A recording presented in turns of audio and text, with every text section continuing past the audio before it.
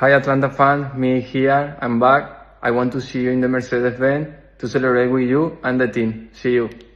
Yes, that was Miguel Almiron, who is now officially an Atlanta player. Signed on the dotted line. He signed a 2.5-year deal after 6 years at Newcastle. We'll be hearing from Jay in a moment. A long chat about Miguel Almiron's time at Atlanta, Newcastle, and then back to Atlanta. We'll read out what Miggy said about going back to the MLS. We'll also check out what Eddie Howe said about his player. Let's get going, everyone. Play the intro.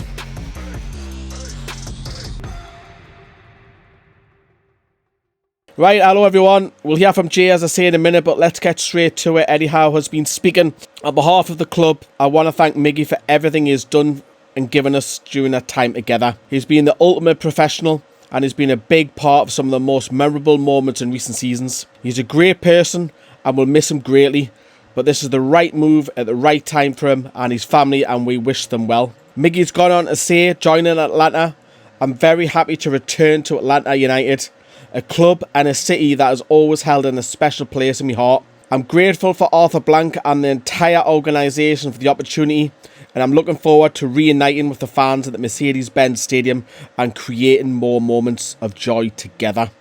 Now, before we hear from Jay, let's have a look at our sponsors today. So, football stock trading. Earn cash when your players perform in real games. This isn't fantasy football, this is the real deal. You're going to get 5 free loans to kick yourselves off with. See how they get on. They're going to win you some rewards. Buy low, sell high. I've got Gordon, I've got Isaac. I am loving it. Stocks FC. Check the QR code or the link in the description below.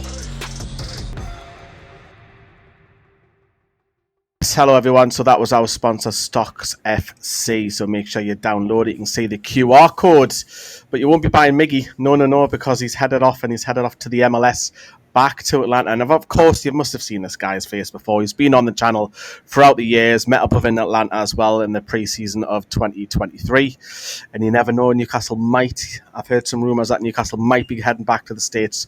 Watch this space. But Jay, obviously, thank you very much for coming back. It's been a bit of a whirlwind the last 7 days or so, this speculation with Miggy heading back to Atlanta. For those who don't know you, can you explain why you've got affiliation with Atlanta and Newcastle?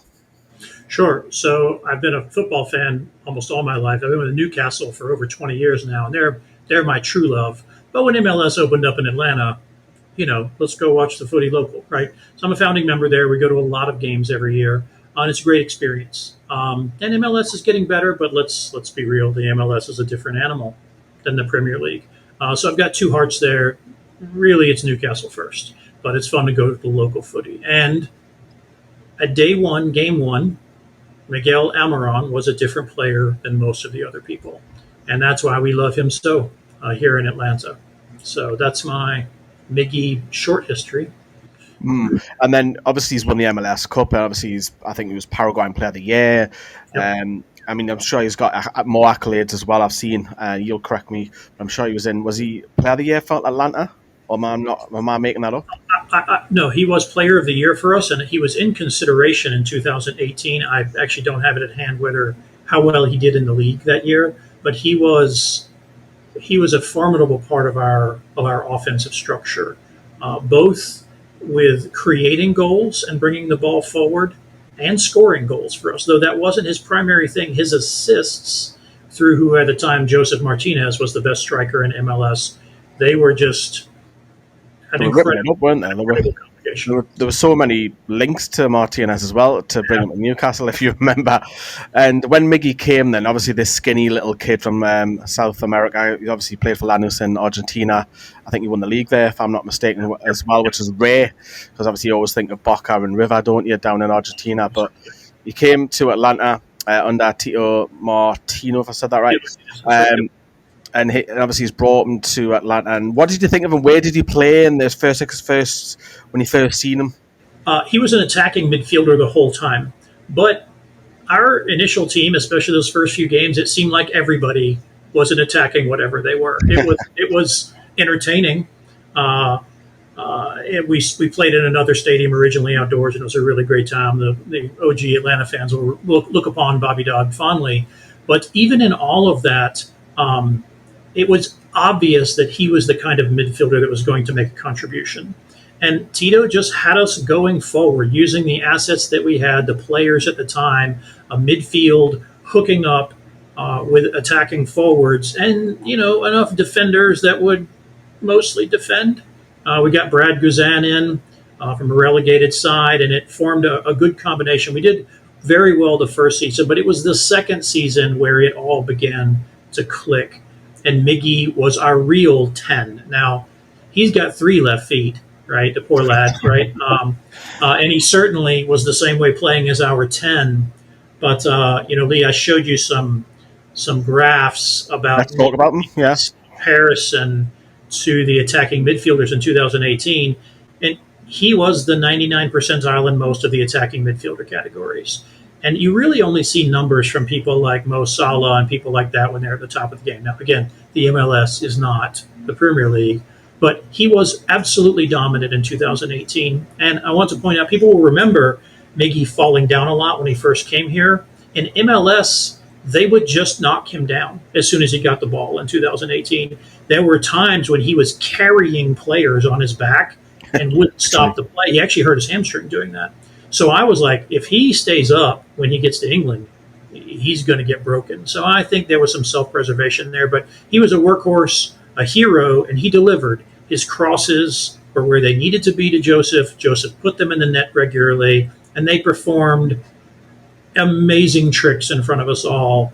And then that smile was here then, right? That same smile that you all know and love. That's him. That's his stress personality. That's his non-stress personality. That's his we're winning personality. Not saying he's smiling while they're losing, but he's just got that outlook on life, and we could see it there.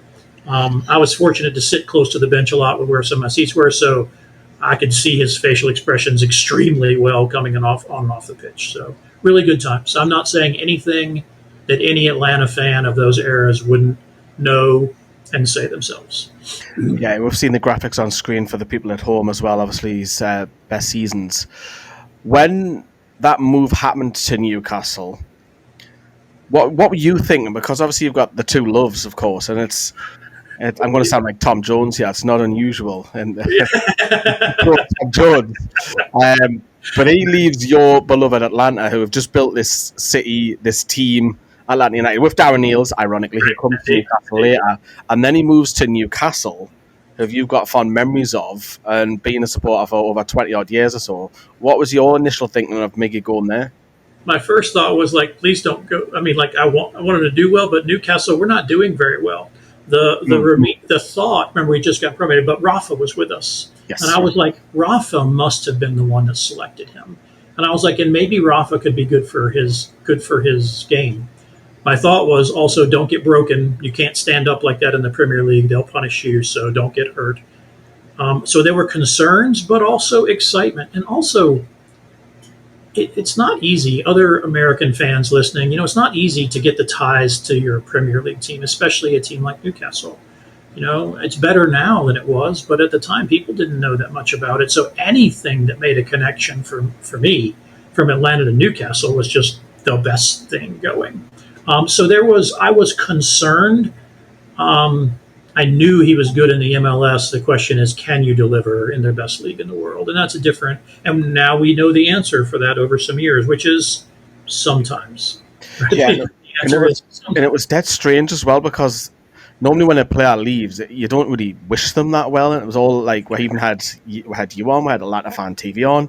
Yeah. It was like, oh, he's going to smash it, I hope he does it and all this. And it was like, that's a bit unusual, because if someone leaves us, we don't want them to do well, we want bigger and better things, But obviously you came, as you mentioned, under Rafa Benitez. It was Rondon, Perez and Almiron, the Spanish that year. And that maybe helped him settle a little bit initially for the first 6 months, but obviously Rondon and Perez headed out that summer. And you recall you mentioned that it was under a different time. You've got to remember that it's when it was Mike Ashley, it was doom and gloom, it was stay up every season. And do you think, before he hit the patch under Eddie Howe, he was sacrificed a lot, in particular with Bruce, where he couldn't broadcast, he couldn't show off his attacking skills because it was effectively park the bus. He would sometimes even have seen him play left wing back just in front of the left back. Sometimes I've even seen him end games in centre midfield under Steve Bruce.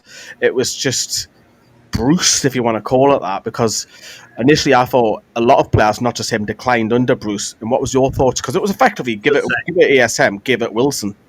That's right. And, he would be over there, and his good attitude in many cases probably made him do exactly what Bruce wanted him to do, which was track back, because Miggy will track back, right? And he's got a bias for working hard and that good attitude. So it was frustrating watching all of that. We all were hurt by Rafa leaving. Most of us were like, wait, what? No, don't do that. And so it was a tough time. I think Bruce was, and let's not turn this into a big. We've all been through that. I don't want to, but hey, it was what it was. It was negative football, right? It wasn't just park the bus negative football. It was truly negative football, and it makes the acquisition a miracle, right? You know what I'm saying? Like remember those weeks for weeks we were ready with cans. We were ready with cans for months, Lee, on this channel, and when it happened. It just means that all things were possible. Now, Eddie has influenced every single player in the squad. Every single player that was around then is better than we thought they would be. I was on this channel talking trash about Joe Ellington. I'm sorry. I was wrong. Right? Me and 40. The only one Johnny wanted to sell him for 10 million. Yeah, we were all. But the point is, when a real coach shows up that can look at how a player plays and say, here's some things you need to think about, both in our system, which is no longer negative, but also the responsibilities you have, your positioning, your actual technical guidance to improve the players. Eddie's as good as I've seen up close. Now, it's not like I watch every team, but he has improved all of our players. And Miggy, along with others, has certainly benefited from that. And I think that manifested itself, obviously, in the famous purple patch. You've addressed the elephant in the room there. Why is it that he's just had this sudden boom? Because he scored 11 goals, and a lot of them came in the first half of that season where we got into the Champions League and finished fourth. And they weren't just tap-ins, Jay. They weren't like 6 yards. They were like that volley of Craven Cottage. I was at the other end, and everyone knows when I say, oh my God, what an effing goal! And I'm always like, that's just me, a natural reaction. I love the Crystal Palace one, also because of the Bruno one the season before. Yeah. Where Bruno checks it and he slices it like 40 yards and he cuts in. And it's consistent enough, though, that patch, that it can't be totally random. And, lots of things happen with winning streaks and, goals on the run, things like that. But obviously something had happened. I have my theory, Jay's Atlanta theory, is that I don't think the league was completely prepared for him at that time. I don't think they would get the briefings. And if you'll remember, Trippier and Bruno and him made a devastating triangle on the right. And I think they were all having fun playing with each other, running around down there. And I just don't think teams were as prepared, and that gave the opportunity. And in that, he took it. In that window, he scored the goals and did what we needed to do right there. That's what I think. Was that important, having Kieran Trippier behind him at the time? Because I know Trippier's lost his place to Livramento at the moment, but Trippier was the first signing under Eddie Howe. And we talked about Miggy having to do the dog work, keep tracking back. But when you've got someone who's naturally a leader and good at what he's doing, you go on, son, go and play. Go and express yourself. Do you think that was part of the reason why he was chipping in with so many goals? Yes, I think Kieran Trippier is the most important signing of the new regime. It's the thing that unlocked the rest. He's not the highest skill player, and Bruno came in at the same time, but his leadership and his experience coming back to the league, had known Eddie from before a little bit as well, but I think that he was exactly the right man at the right time in the right place. And that brought a rare thing to Newcastle, especially remember that crazy November and December, we were losing all those matches and we were all losing our minds. And then we get to January and we hire what you could read at the time was somebody who was way past their prime. Right, and it's kind of like, is this really going to make a difference? Yes, it did. Yes, it did make a difference. It made all the difference in that January to May run where we won way more games and got way out of the relegation zone. And I think that's the anchor. And then, obviously, Bruno's creativity is so powerful. It's as if they were two magnets pulling people away from Miggy in space. Football is played in space, right? Football needs to be played in space. You're going to have to do it the hard way. And Miggy had the space. He's also got that left foot. So he's looking to left foot it from that side, which is a kind of advantage. And I think that's why that happened. I'm thrilled it went on as long as it did. It was invaluable to Newcastle's progress. It's a big part of the story of us getting into the Champions League. Massive part. I think that's getting forgotten about, because if you take them 11 goals out of that season, we don't qualify for the Champions League. When it comes to total shots, too, for that year, he's one of the top-ranked attacking midfielders for 22-23, and a decent number of them went in. If half those don't go in, I think the story is quite different. That's just the truth, right? 100%. He's never been prolific, but he was prolific. He got goal of the month, and I think he was having a competition on his own at one point. Yeah. The ridiculous amount of worldies that he was scoring, but that season was unbelievable. And you're right, Eddie Howe did improve so many players around the squad as well. But going into the Champions League season, he scored, of course, the opener against PSG, and the noise was just deafening. And it was probably a memory that I've got of him. I mean, there's three that I've got, and I mentioned this in the video the other day, is that Palace goal that Bruno chested it and pinged it. The PSG, just the noise he got off, and obviously that worldie against Fulham. I don't know why those three just, for whatever reason, just stand out for me. What's your favourite memories of Miggy at Newcastle? It will definitely be. So two of them for sure are the same. Isak just ripped that shot, and the keeper put his hand on it, made a better than average shave. But when balls go bouncing loose in the box like that, that is dangerous. People will get them, and Miggy was there and smashed it home. I was going crazy. Like, I was running around losing my mind at the time. I wasn't there, but I was irrationally happy at the time. I mean, you're scoring at St. James against PSG, right? Unbelievable. And our little Atlanta Miggy is the one who does that, the stuff of legend. Fulham's goal, absolutely incredible. I will tell you, the very first time, War Flags is just an amazing, amazing thing. And I remember the first time they did their good-sized Miggy spread, right? I can't say it in Spanish, but it says, "Come with us." I just remember that really well and being like, wow, look at that.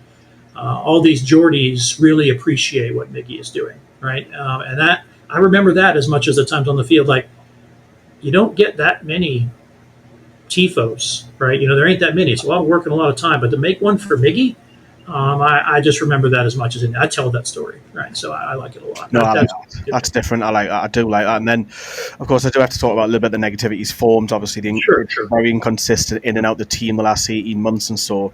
A lot of accusations, he hasn't got a right foot. Do you think the criticism is fair on Miggy for the last 18 months? Yeah, I do. Now, I've been on this channel, especially when I used to appear more, saying like it's going to be okay, give him another chance. That hasn't really worked out that way, right? And then other players have risen to the occasion, right? And that, it's a competition for place. That's good for players. It's good for the club. Yeah. And I think Eddie will always play the right players for the team, and you have to earn it. And he hasn't of late. I don't know why. Attacking players suffer pace problems as they age. He doesn't seem to suffer that. He isn't converting his opportunities to get assists and obviously the goal scoring. Like, even in his last match there, right at the end, he just hoofs it through the center, makes an aggressive play, but the odds are he got the ball to a spot where it wasn't a high percentage shot from 4 yards, 5 yards out there. So I don't know why his play is atrophied, but it has. And, I was a holdout saying it's going to be okay. I was wrong about that. To all of you on the channel that were like anybody else. And I wanted a right wing last summer too, just like most people. It is what it is. Life goes on. And we'll get some money. From a Newcastle point of view, had he agreed to go to Saudi and play last year, that probably would have been more money. And we saw the choices we made this last summer, how more money is important, right? You know what I'm saying? We are tight.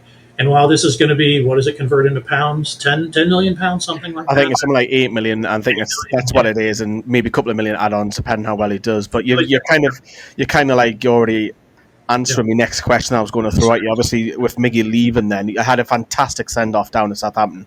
That was absolutely fantastic for him, and it was starting to chant about in the 80th minute those chants were coming, and then afterwards, and you almost felt like a little bit embarrassed to step forward, and then Eddie Howe literally walks all the way through the players and he sees Tyndall talking to him and goes, go and take it. Yeah. Go and take that appreciation. I think we'll have, and we'll come and talk about 5-10 years. It'll become a cult. He'll become a cult. Remember when Miggy was? Remember that, and know the memories that he's given. But it He's leaves a kind Newcastle. of legend. He'll be a kind of legend. Not be like a cult only, but it leaves Newcastle at the minute a little bit vulnerable. Yes, we've seen Harvey Barnes, Joe Linton, Anthony Gordon, Phil over there, and I think the time is right for Miggy because when you've got players who naturally don't play right wing, playing ahead of you as well, the curtains are here for you, aren't they? And then it's right for Miggy, but with Newcastle at the moment, does that leave us vulnerable for the rest of the season? Because I've said a couple of lads, if we finish 6th and we're only 2 points off a 5th place, because 5th should get you Champions League, and we haven't signed a right winger, that'll come back and bite where I think. I don't think, this is me saying this, man, Mr. Pro Miggy, Miggy's not the difference in 6 and 5 for us. That's just the truth, right? Not this year, not at this time. I think it is a good opportunity. The club can get some revenue out of them. And obviously, things are tight, depending on who you listen to. Like, it's just crazy what is going on right now. So I think it's the right thing. Murphy has really upped his game, right? When Murphy is good, he's really good. And also his ability to deliver the ball and get crosses and assists in is what we need. I think we could work it out. I don't think we're at a whole lot more risk than we were. And obviously, Miggy was going to get time in the extra matches, right? That's where he was going to log time. And we can do that with other people, I think. Knock wood, whatever I need to do, right, to not jinx us here. But I don't think we're at a lot more risk than we were before. Time will tell. I guess that's the beauty of it, because if we wait until the summer, obviously then you do have more money. Naturally, the 73 million drops off and you've got the Miggy money. But it is, if something happens to Murphy, because I don't think he's been great the last few games and you've got other players playing over there, but that's a debate for another day. So Miggy's now official. He's back to Atlanta. How are you feeling, Jay? I'm loving it. See, I always where's my hand? Good Lord. This one right here. Right, so there's our championship thing right there. And that's Miggy and Gressel and Martinez all having a good time there. We've got a new coach. We got a new structure. We've actually have a new president. Last year was a disaster. Watching MLS can make you lose your mind, and then watching a bad team in the MLS will definitely ruin your day. Right? It's real bad. Sometimes I wish I lived somewhere I had a nice League 2 side that I could roll out to and just watch the locals play.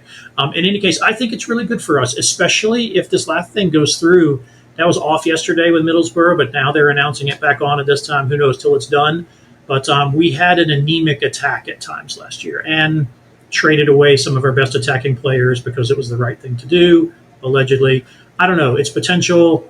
I think there isn't an Atlanta fan that I know of that isn't, to a degree, pleased about this, and he should work well. Even 6 years later, is he going to be the 99% player for attacking midfielders that he was in 2018? No, but he's going to hurt some people going down the field. He's going to embarrass some people, and if we can get a striker to link up with, we could do real well over here, right? The attitude, and obviously you were there and you heard the goal against Chelsea, right? Oh, you took me next question away from me. Oh, I'm sorry. Damn you. Ruining the whole interview here. Let's just pretend that question wasn't coming, because I was going to throw a quiz question back at you. Ironically, when was Miggy's last goal at the Mercedes-Benz? Who was that for? That was for Newcastle, ironic. And I always remember that because I was going downstairs, if I remember rightly, and I think I was getting a refill and a Coke or something. And then I heard the score and I had to run back up, and then Miggy's scoring and he's milked it. And you can tell that he's loved. And how do you think his time, the last question then, how do you think his time will be remembered at Newcastle? Disagree with me out there? He's a different slice of Nabi Solano, right, for me, I really loved Nabi when I first started following the club. All right. And because, Nabi's ability to cross was what made him so unique. And then he went away and he came back. And there was all that drama about all that. But, he had this niche. And obviously Shearer loved the service from him. So different players doing different things. But neither of them had long careers here, right? But actually Miggy's, I guess, was a little longer. Nabi was 5 years, I guess, in both terms together. But in any case, it reminds me of that. And I think he'll be remembered like that.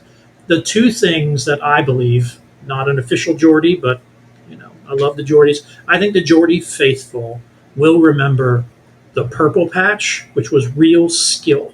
Right at that time, there were real goals that went into the nets that really mattered.